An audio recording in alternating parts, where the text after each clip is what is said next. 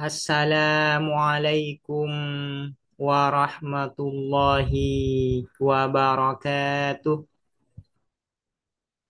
Bismillahirrahmanirrahim. Alhamdulillahi rabbil alamin. Wabihi nasta'inu ala umurid dunya waddin. Wassalatu wassalamu ala ashrafil anbiya'i wal mursalin. Sayyidina Muhammadin wa ala alihi wa sahbihi ajma'in. Allahumma fakkihna fid din wa 'allimna at-ta'wil amma ba'du. Qala al-musannifu wasyarihu rahimahumallahu ta'ala wa nafa'ana bihima wa bi'ulumihima wa amaddana bi asrarihima wa bikum fid dharaini amin. Bismillahirrahmanirrahim. Mari kita melanjutkan ngaji kitab Syarah Syekh Husamuddin Al-Kati atas kitab Matan Isahuji. Sekarang kita memasuki pembahasan terkait Al-Qaulus Syarih atau At-Ta'rif, yaitu definisi. Di dalam ilmu mantik ada dua pembahasan utama. Pertama adalah pembahasan terkait Al-Qaulus Syarih atau At-Ta'rif, definisi. Yang kedua adalah pembahasan Al-Hujjah atau argumentasi. Nah, sebelum membahas dua pembahasan utama ini, biasanya di dalam ilmu mantik itu didahului dengan pembahasan-pembahasan pengantar.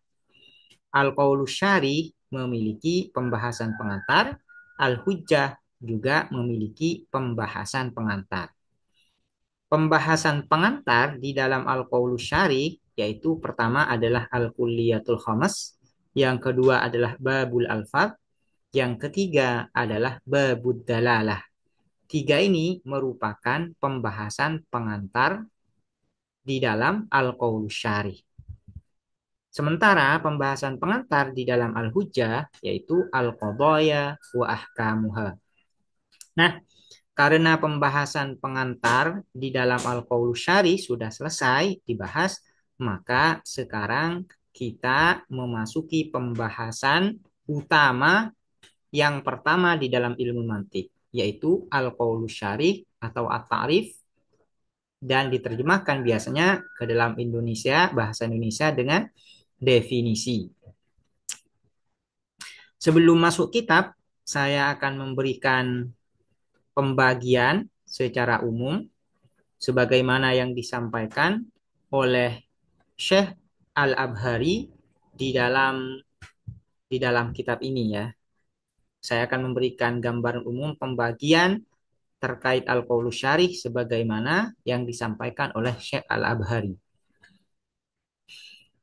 Al-Qaulus Syarih atau At-Ta'rif itu pertama dibagi menjadi dua. Ada Al-Qaulus Syarih bil had, yaitu definisi analitik. Yang kedua adalah Al-Qaulus Syarih atau At-Ta'rif bil rasm, yaitu definisi deskriptif. Nah, kemudian masing-masing dari had dan rasm ini terbagi menjadi dua. Had terbagi pertama tam, yang kedua nakis. Rasm juga terbagi dua. Pertama adalah tam, yang kedua adalah nakis. Sehingga secara keseluruhan at-ta'rif ini terbagi menjadi empat. Pertama adalah haddun tam, yang kedua adalah haddun nakis, yang ketiga adalah rosmun tam, yang keempat adalah rosmun nakis. Nah, ini merupakan pembagian ta'rif al-qaulus syarih sebagaimana yang disampaikan oleh Syekh Al-Abhari di dalam kitab Matan Isahuji ini. Qala, berkata siapa musannif, yaitu Syekh Al-Abhari, Al-Qaulus Syarih. Al-Qaulus Syarih ini merupakan judul ya. judul dari pembahasan ini. Al-Qaulus Syarih, pernyataan penjelas. Al-haddu, adapun al-had, yaitu definisi analitik, qaulun, ialah pernyataan, dalun, yang menunjukkan, ala mahiyati syai'i, atas esensi sesuatu. Jadi yang dinamakan ta'rif bil had itu adalah ta'rif yang mana ta'rif ini menjelaskan esensi mu'arrafnya, sesuatu yang didefinisikan. Ini yang dinamakan ta'rif bil had.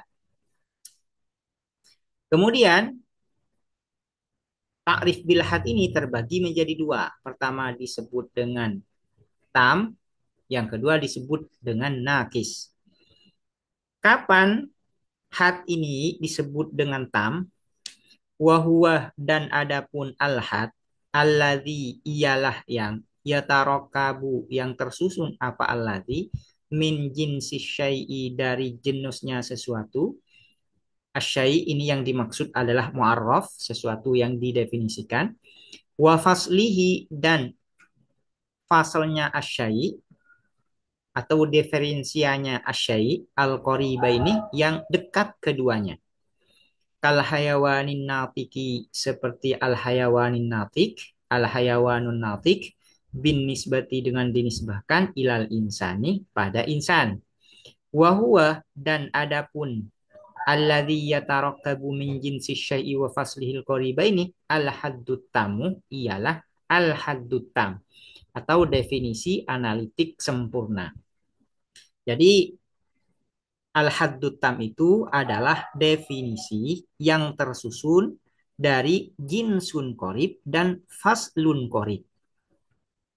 Contohnya seperti apa? Seperti mendefinisikan al-insan dengan al-hayawanun natik. Mal insan, apa itu manusia? Hayawanun natik. Manusia itu adalah makhluk hidup yang berpikir.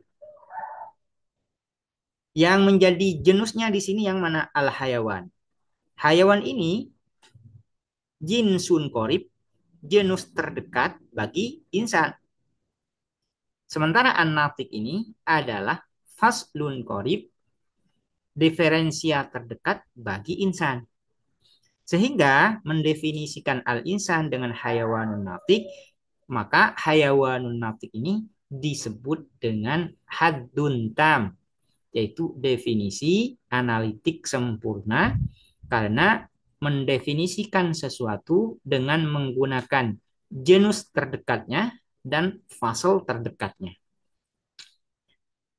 Kemudian, kapan had itu disebut dengan nakis? Wal haddun nakisu, dan adapun al haddun nakis, wahuwa, dan adapun al haddun nakis, alladzi, ialah yang, yatarakabu, tersusun, apa alladzi, minal jinsil ba'idi, dari jenus yang jauh, wa faslihil qoribi, dan fasalnya asyai, atau dan fasalnya alladzi. Ini wa faslihi, ini kembali kepada asyai, bukan alladzi ya. Karena alladzi ini isinya adalah ini ya, mu'arraf.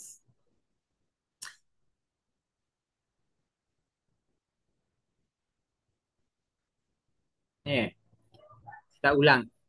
Wal haddun nakisuh, dan adapun al haddun nakis, yaitu definisi analitik tak sempurna, wa huwa, dan al haddun nakis, alladzi, ialah yang, yatarakabu, yang tersusun, apa alladzi, minal jinsil ba'idi, dari genus yang jauh, wa faslihi, dan fasalnya asyai ya, dan fasalnya asyai, al qaribi, yang dekat.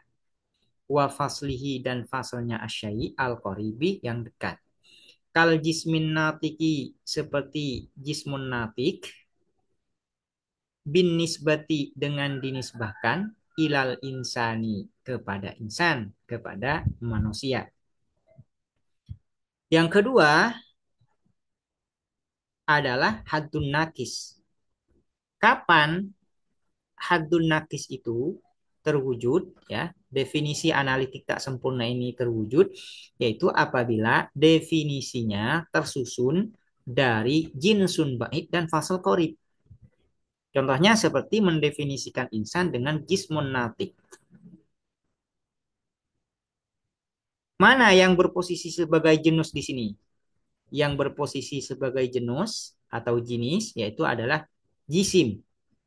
Jisim bagi insan merupakan jinsun ba'id. Karena di dalam pohon porfiri itu kan apa tingkatannya seperti ini. Insan, di atas insan adalah hayawan. Nah, hayawan ini merupakan jenis terdekat bagi insan. Nah, di atas hayawan ini adalah jisim. Nah, jisim ini kalau dinisbahkan kepada insan merupakan jinsun ba'id atau jenis jauh karena sudah dipisah dengan jenis terdekatnya yaitu hayawan. Jadi setelah jenis terdekat ini disebut dengan jinsun ba'id. Sementara an-natik di sini yang menjadi fasalnya adalah an-natik. An-natik ini posisinya menjadi fasal. Mendefinisikan al-insan dengan jismun natik, maka al-jismun natik ini disebut dengan haddun nakis. Karena tersusun dari jinsun ba'id dan fasal qorib. Warrosmutamu dan adapun arrosmutam definisi deskriptif sempurna. Wahwa dan arrosmutam alladzi ialah yang yatarakabu tersusun apa alladzi min jinsi syai'il qoribi dari jenusnya sesuatu. Isi dari asyai ini adalah mu'arraf. Al-qoribi yang dekat, wa khasatihi dan aksiden khususnya asyai, wa khasatihi dan aksiden khususnya asyai. Selanjutnya, definisi yang lain disebut dengan rosmuntam. Apa itu rosmuntam? Rosmuntam itu adalah definisi yang tersusun dari jenis korib dan khasah, aksiden khusus. Wahasatihi dan aksiden khususnya asyai al-lazimati yang selalu melekat, al-lazimati yang selalu melekat. Jadi bukan yang al-mufarikoh ya. Karena khoso itu kan ada dua, ada yang mufarikoh dan ada al-lazimah. Di sini disyaratkan harus al-lazimah. Contohnya, rosmuntam ini kal hayawanid dhahiki seperti al hayawanid dhahik yang tertawa, makhluk hidup yang tertawa, fi ta'rifil insani di dalam definisi insan. Misalnya mendefinisikan al-insan dengan hayawanun dhahik. Nah, hayawanun dhahik ini disebut dengan ta'rif birrosmit tammi. Kenapa disebut dengan ta'rif birrosmit tammi? Karena definisi ini, ta'rif ini tersusun dari jinsun korib dan khossah. Mana yang menjadi jinsun korib bagi insan? Itu hayawan. Mana yang menjadi khossah? Adalah al-dhahik.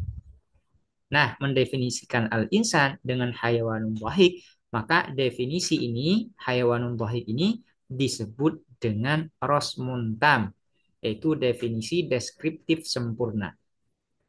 Kemudian yang terakhir yang keempat disebut dengan rosmun nakis. Warosmun nakis dan adapun definisi deskriptif tak sempurna, wahwa dan ar-rosmun nakis alladzi ialah yang yatarakabu tersusun apa alladzi min aradiyatin dari beberapa aksiden umum takhtassu yang khusus jumlah tuha apa keseluruhannya aradiyat bihaqikotin wahidatin dengan satu esensi. Jadi rosmun nakis itu adalah definisi yang tersusun dari kumpulan aksiden-aksiden umum yang mana kemudian kumpulan dari aksiden umum ini kemudian hanya berlaku kepada satu esensi saja.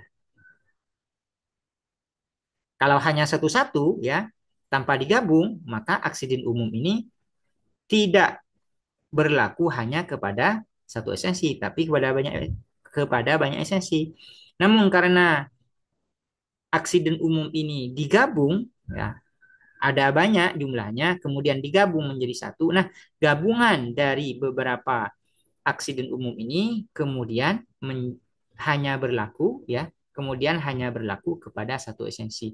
Nah, ini disebut dengan rosmun nakis, definisi deskriptif tak sempurna. Contohnya, kaqaulina seperti perkataan kita, fi ta'rifil insani di dalam definisi al-insan manusia. Innahu sesungguhnya al-insan mashin ialah berjalan ala qadamaihi atas kedua kakinya insan. Aridil, ya, aridul alfari, aridul alfari yang lebar kukunya, badil basyarati yang tanpa kulitnya, mustaqimul qomati yang tegak postur tubuhnya atau tegak berdiri, ya. Dhahakun bitob'i yang banyak tertawa bitob'i secara naluriah, secara alami. Nah, mendefinisikan al-insan dengan mashin ala qadamaihi aridul alfari badil basyrati mustaqimul qamati dhahakun bitob'i. Nah, secara keseluruhan satu kesatuan ini, ya, satu kesatuan ini merupakan definisi Rosmontal. Ya, kenapa? Karena gabungan dari beberapa arodiyat ini, arodiyat aksiden umum ini hanya berlaku kepada satu esensi saja, yaitu insan. Kalau hanya satu-satu misalnya, ya, ini kan gabungan dari beberapa aksiden umum. Pertama adalah mashin ala qadamaihi, aridul alfari, ini yang kedua. Yang keempat, badil basyarati. Yang ketiga adalah badil basyarati. Yang keempat, mustaqimul qamati. Yang kelima, dhahakun bitabni. Jadi ada 5 aksiden umum. Kalau hanya satu-satu, ini tidak khusus kepada insan. Misalnya, mashin ala qadamaihi, yang berjalan dengan dua kakinya. Yang berjalan dengan dua kaki itu tidak hanya insan, tidak hanya manusia. Banyak makhluk hidup yang berjalan dengan dua kaki. Misalnya Aridul Alfari yang lebar kukunya. Yang lebar kukunya juga bukan hanya insan, tapi juga makhluk hidup yang lain juga ada yang Aridul Alfar, yang kukunya itu lebar. Badil Basyarati, yang kulitnya tak tampak, ya, tak berbulu. Nah, ini, ya. Ini bukan hanya khusus kepada insan, tapi ada makhluk hidup yang lain yang badil basyarah, yang tanpa kulitnya, tidak ditutupi dengan bulu. Mustaqimul qama yang tegak, ya, postur tubuhnya tegak. Yang postur tubuhnya tegak tidak hanya insan. Dhahakun bittoba. Nah, ini yang tertawa bittoba secara naluriah. Ini juga tidak hanya khusus kepada insan, ya, secara insan. Karena ada makhluk hidup yang lain yang bisa tertawa secara toba, secara naluriah, secara alamiah. Misalnya, ya, monyet misalnya kan bisa tertawa itu bitobanya. Nah, satu satuan dari aksiden umum ini tidak khusus kepada insan. Cuman, ya, kalau ini digabung menjadi satu, semuanya 5 aksiden umum ini disatukan, maka kemudian ini satu kesatuannya ini atau gabungannya ini hanya khusus kepada insan. Nah, mendefinisikan insan dengan gabungan beberapa aksiden umum, sehingga gabungan aksiden umum ini hanya khusus kepada satu esensi, maka definisi yang seperti ini disebut dengan definisi Rosmun Nakis, yaitu definisi deskriptif tak sempurna. Insyaallah nanti akan dilanjut dengan syarah Syekh Husamuddin Al-Kati yang nanti akan lebih terperinci lagi pembahasannya. Demikian, semoga bermanfaat dan mudah dipahami. Assalamualaikum warahmatullahi wabarakatuh.